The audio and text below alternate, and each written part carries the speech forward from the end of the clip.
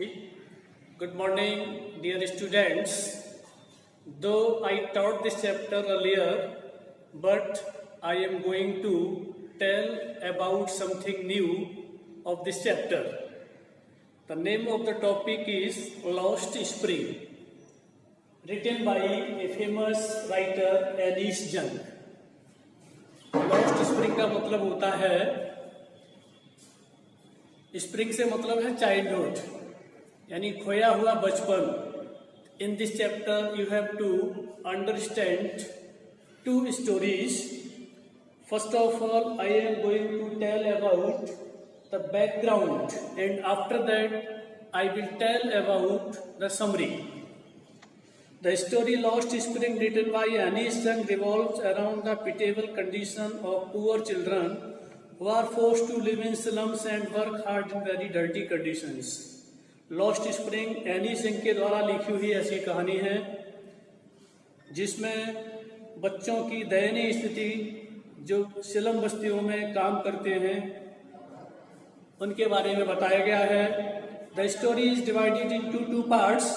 कहानी दो भाग में विभाजित है. The first part tells the writers impressions about the life of poor rag pickers. पहले पार्ट में जो रैग पिकर्स हैं, कूड़ा उठाने वाले, उनके हालात के बारे में बताया जाता है. Who have migrated from Bangladesh, जो बांग्लादेश से प्रवासी बनकर आए हैं, but are now settled in the Seemapuri area of Delhi. लेकिन अब वो दिल्ली की सीमापुरी एरिया में व्यवस्थित हो चुके हैं, रहने लगे हैं. The second part narrates the miserable life of the bangle makers in the town of Firozabad. दूसरी कहानी में फिरोजाबाद में जो लोग हैं, दयनीय स्थिति में काम करते हैं, उन बच्चों के बारे में बताया गया है. The story talks about the miserable life of the two children those spring childhood is lost in misery and poverty. ये कहानी उन दो बच्चों के बारे में बताई जाती है जिनका बचपन दयनीय और गरीबी की हालत में व्यतीत हुआ है. The summary of the first part goes in the following way. Sometimes I find a rupee in the garbage.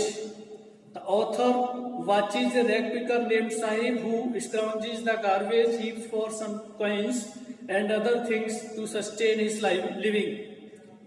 लेखिका एक कूड़े उठाने वाले व्यक्ति जिसका नाम साहिब है, उसे देखती है कि वो कूड़े के ढेर में या तो सिक्के उठाता है या अपनी जीविका के लिए कोई दूसरी चीज मिल जाती है तो उसको ढूंढता है. Saheb and his family were Bangladeshi migrants. Saheb और उसके परिवार के लोग बांग्लादेश के प्रवासी हैं. He is unable to study due to lack of schools in his neighbourhood. पड़ोस में कोई स्कूल न होने के कारण वो अपनी शिक्षा प्राप्त करने में, यानी पढ़ने लिखने में कामयाब नहीं होता है. There were a number of rag pickers like Saheb and all of them were barefoot. अकेला साहिब नहीं था, सैकड़ों की संख्या में कूड़ा उठाने वाले साहिब की तरह बच्चे थे जो नंगे पैर रहते थे.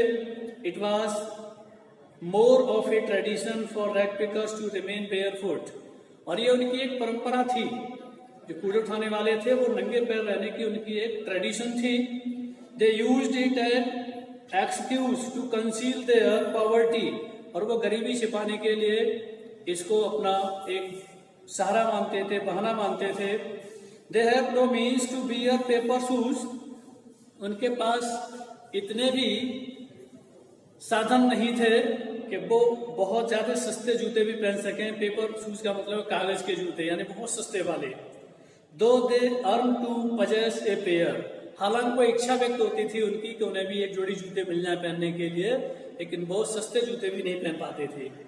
Seemapuri in Delhi is a haven for rag pickers.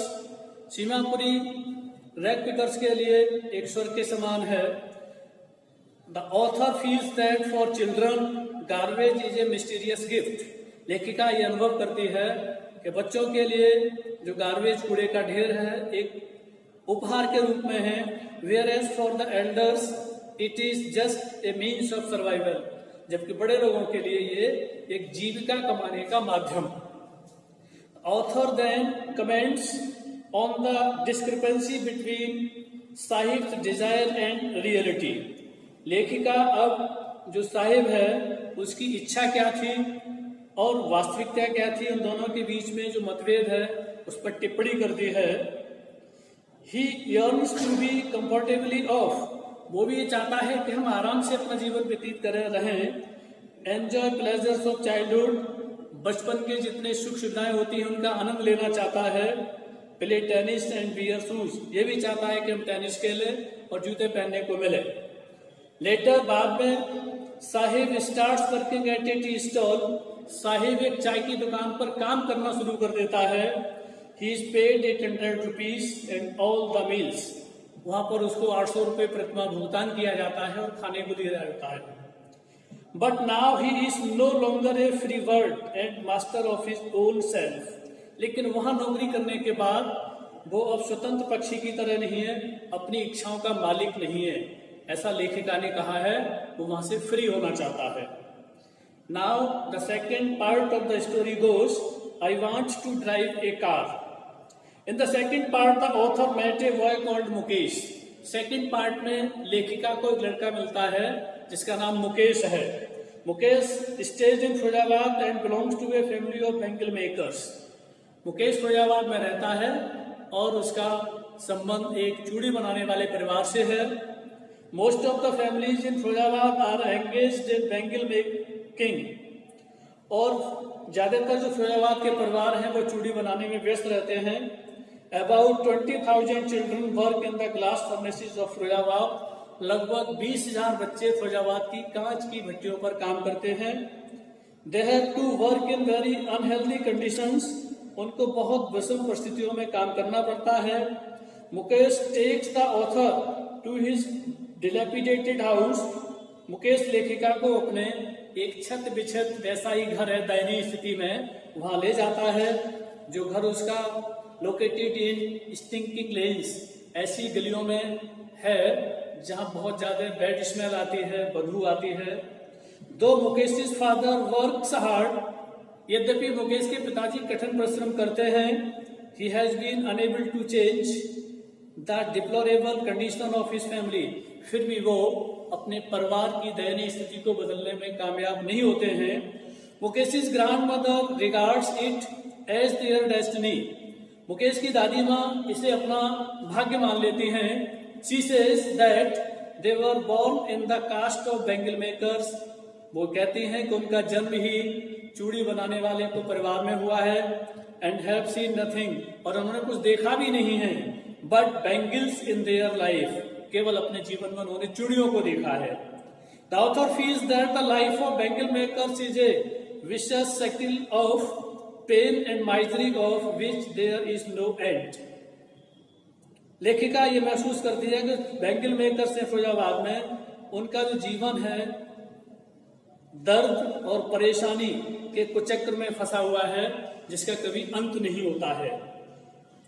Eight last the author sees a girl named Savita in another hutment, अंत में दूसरी झोपड़ी में लेखिका एक सविता नाम की लड़की को देखती है, उससे मिलती है। She says that she has not enjoyed even one full meal all her life, वो कहती हैं कि उसने अपने संपूर्ण जीवन में एक बार भी भरपेट भोजन का आनंद नहीं लिया है। The author says that the cry of poverty rings in every home in Firozabad, लेखिका कहती है कि जो गरीबी है फिरोजाबाद के हर परिवार में दस्तक देती है। These poor people are exploited, और इन गरीब लोगों का जो शोषण किया जाता है वो शोषण करने वाले लोग होते हैं। साहूकार, पुलिसमैन, मिडिलमैन, ब्यूरोक्रेट जिनको हम अधिकारी बोलते हैं, एंड पॉलिटिशियंस, राजनेता। The author feels happy that Mukesh had decided to go to a garbage, लेखिका ये अनुभव करती है, महसूस करती है कि मुकेश ने एक गार्बेज पर जाने का निश्चय किया था। And learn the job of A motor mechanic, और उसने मोटर मैकेनिक का काम सीखने का निश्चय किया। Dreaming of flying aeroplanes seems too distant, हवाई जहाज उड़ाना उसको एक दूर का सपना लगता है।